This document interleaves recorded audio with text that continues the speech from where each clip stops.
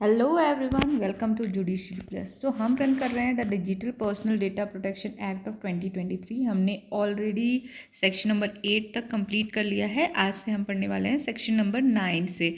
तो अगर आपने अभी तक वो वीडियो नहीं देखा है तो पहले जाके वो वीडियो देखिए एंड देन इस वीडियो पर आइए। मैंने एक प्लेलिस्ट भी क्रिएट कर दिया है इस पूरे एक्ट के लिए, तो वो मेरे आपको चैनल पेज पे मिल जाएगा। तो वो जाके पहले आप देख लीजिए and then you can come to this part and complete the digital data protection act. जैसा कि मैंने पहले भी बोला है, ये एक्ट इम्पॉर्टेंट है हर किसी के लिए, क्योंकि ये आपके पर्सनल डेटा के बारे में बात कर रहा है। एंड ये नॉट ओनली लॉयर्स के लिए इम्पॉर्टेंट है, ये हर एक इंडिविजुअल्स के लिए इम्पॉर्टेंट है जिनका डेटा प्रोसेस होगा।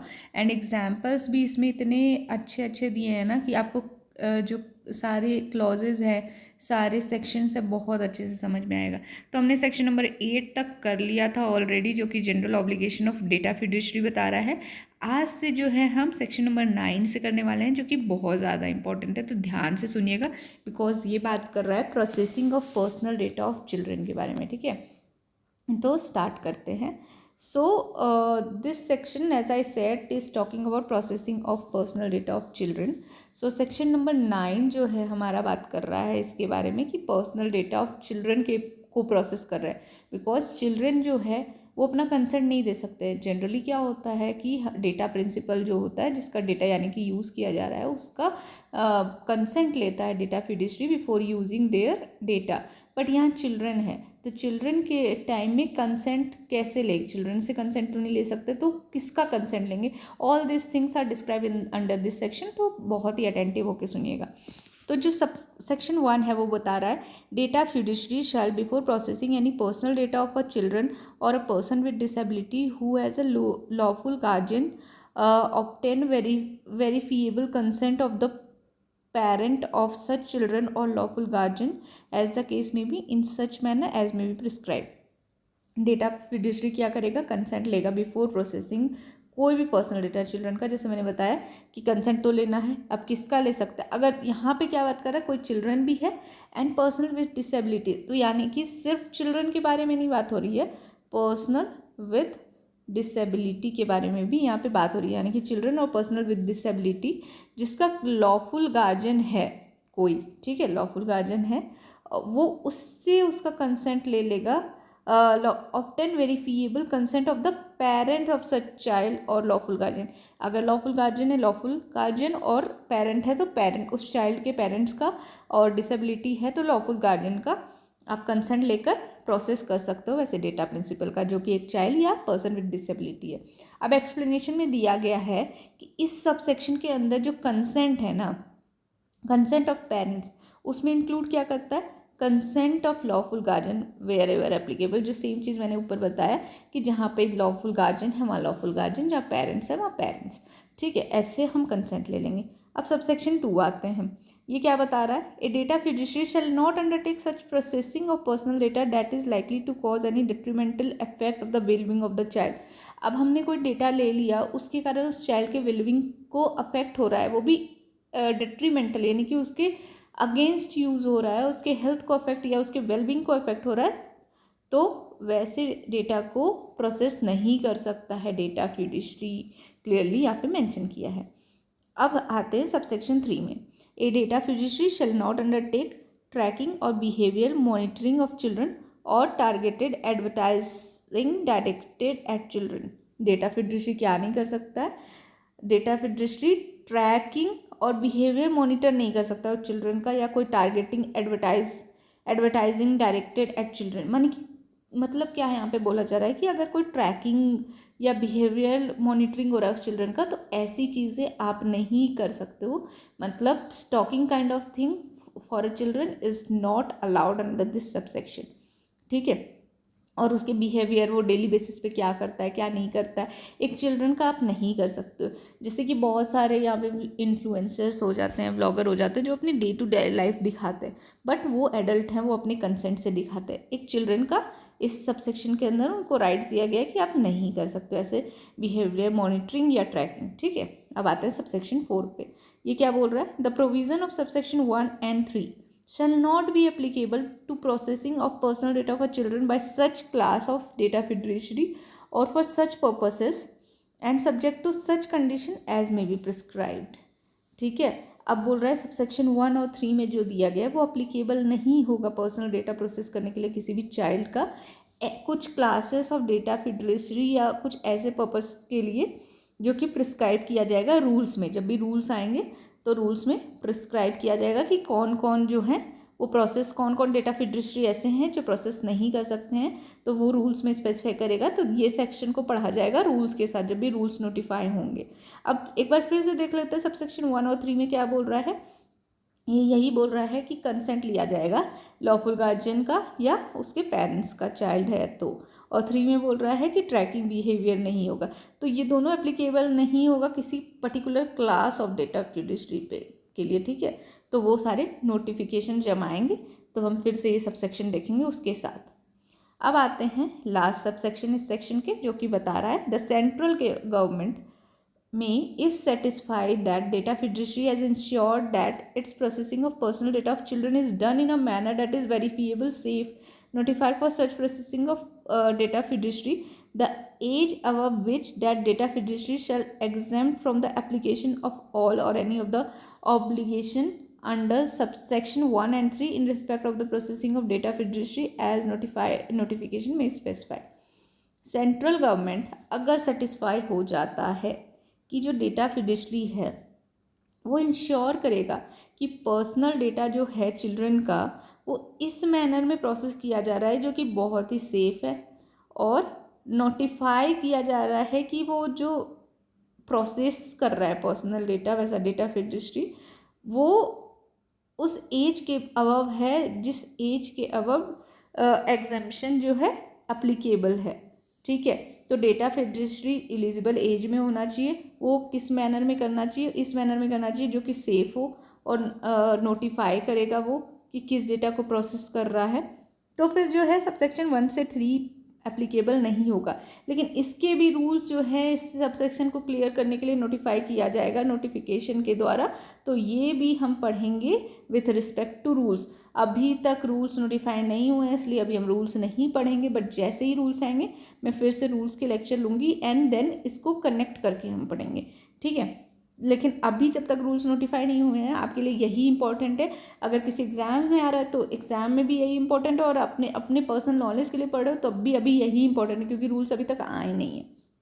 ठीक है, ये था सेक्शन नंबर 9 जो कि इंपॉर्टेंट था क्योंकि ये चिल्ड्रन के बारे में है। अब आता है सेक्शन नंबर 10 जो कि क्या बात कर रहा है, additional obligation of significant data फिडरेटरी।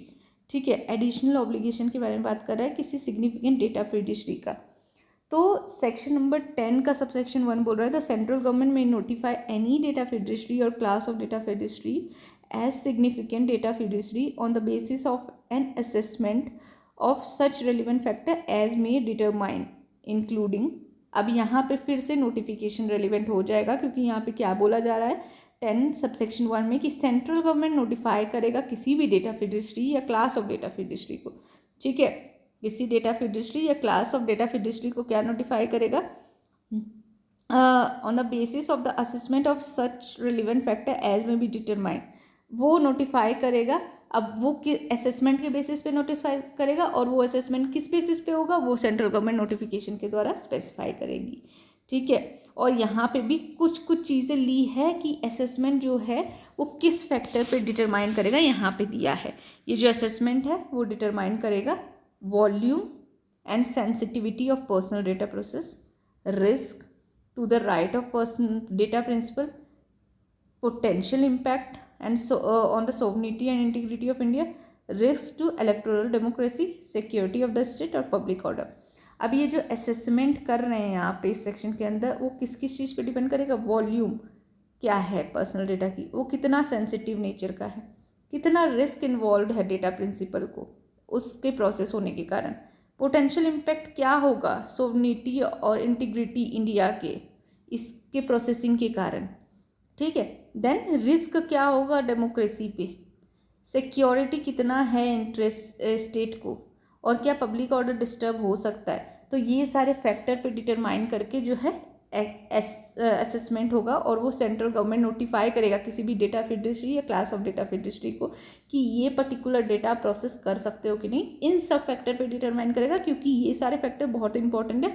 अगर ये सारे फैक्टर इन्वॉल्व है तो सेंट्रल गवर्नमेंट का यहाँ पे स्टेप इन करना बनता है, वो स्टेप इन करके बोलेंगे कि आप ये कर सकते हो या नहीं कर सकते हो, ठीक है। वो केस टू केस डिटरमाइन करेंगे एंड उसके भी डिटेल जो है रूल्स में आएंगे।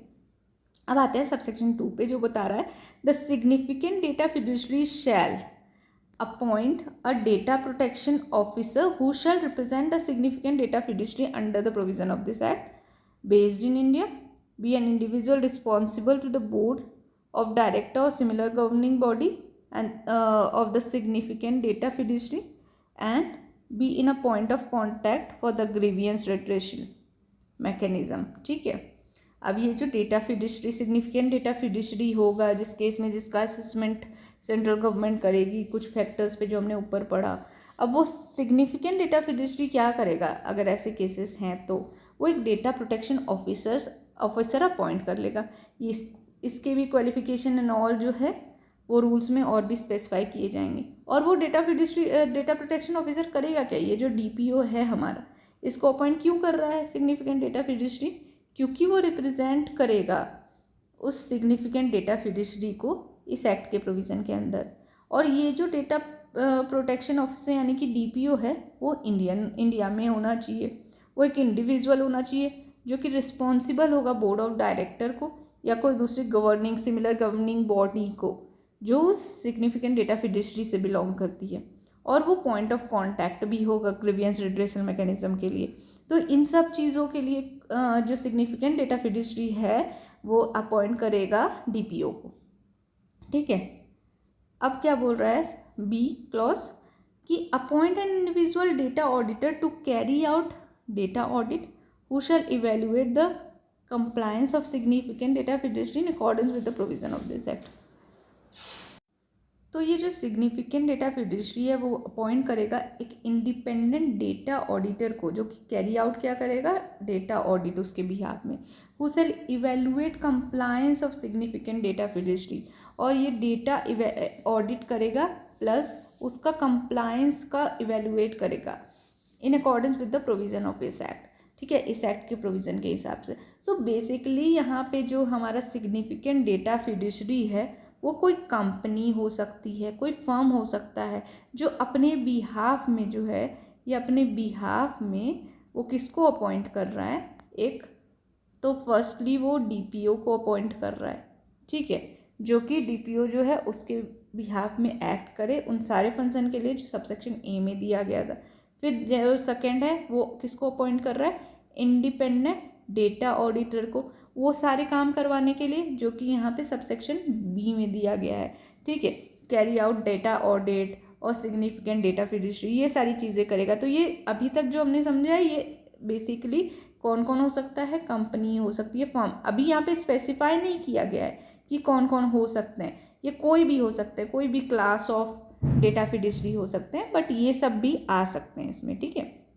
अब आते हैं इसके थर्ड सबसेक्शन पे जो कि बता रहा है undertake the following other measure namely, और वो जो है सिग्निफिकेंट डेटा फिडुशरी है वो क्या कर सकता है, वो अदर मेजर्स भी ले सकता है।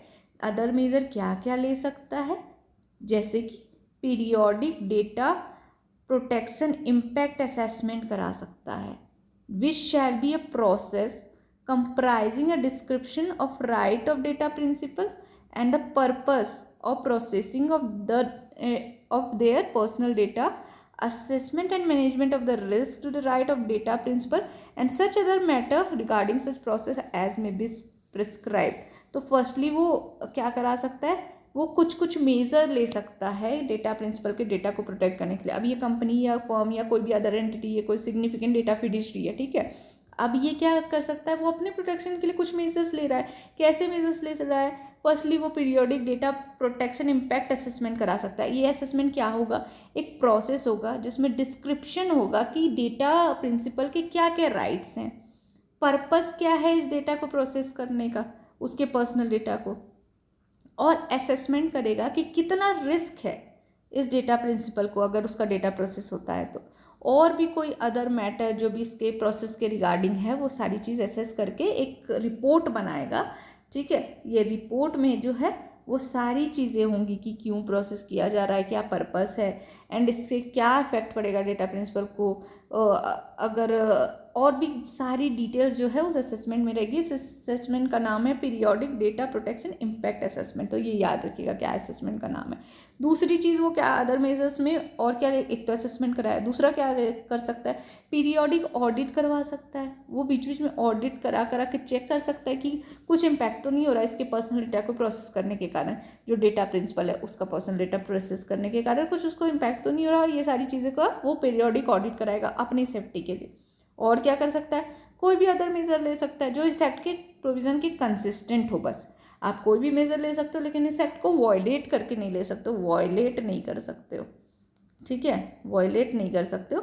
बाकी आप कोई भी मेजर ले सकते हो ताकि जो है आप अपने आप को प्रोटेक्ट कर सको। ठीक है, ये था हमारा सेक्शन नंबर 10। अब नेक्स्ट चैप्टर है चैप्टर नंबर 3, एंड जिसमें rights and duty of data principal बता रहा है। तो डेटा प्रिंसिपल जिसका डेटा प्रोसेस हो रहा है उसके क्या राइट्स हैं, क्या ड्यूटीज़ है, ये पूरी अच्छे से डिस्क्राइब की गई है चैप्टर नंबर 3 में। ठीक है, जो कि हम पढ़ेंगे अपने नेक्स्ट लेक्चर में। आज के लिए हम इतना ही रखते हैं। मैं जान के थोड़ा छोटा लेक्चर रख रही हूँ क्योंकि बहुत इंपॉर्टेंट सेक्शंस थे, इसको अच्छे से पढ़िएगा। अभी तक ऑल टोटल हमने 10 सेक्शन पढ़ाए हैं और ये सारे को अच्छे से रिवाइज कर लीजिएगा आगे के लेक्चर आने से पहले। And daily as promised video upload होना है तो वीडियो आ जाएंगे आपके लिए। एंड एक और इम्पॉर्टेंट इन्फॉर्मेशन कि टेलीग्राम चैनल है हमारा जुडिशरी प्लस का, तो वो ज़रूर जाके ज्वाइन करिएगा। मैं डिस्क्रिप्शन बॉक्स में भी उसका लिंक डाल दूँगी, बिकॉज उसमें हर एक नोटिफिकेशन आएंगे और जो भी इम्पोर्टेंट एग्ज़ाम्स आ रहे हैं या हम कुछ भी आपको अगला लेक्चर कौन चाहिए, ये सारी चीज़ें हम पोल कराते हैं, डिस्कस करते हैं उस टेलीग्राम चैनल पे, तो ज़रूर उसको ज्वाइन कर लीजिएगा सो दैट आपको सारी इन्फॉर्मेशन मिलते रहे time to time. So this is all for this video. Thank you all.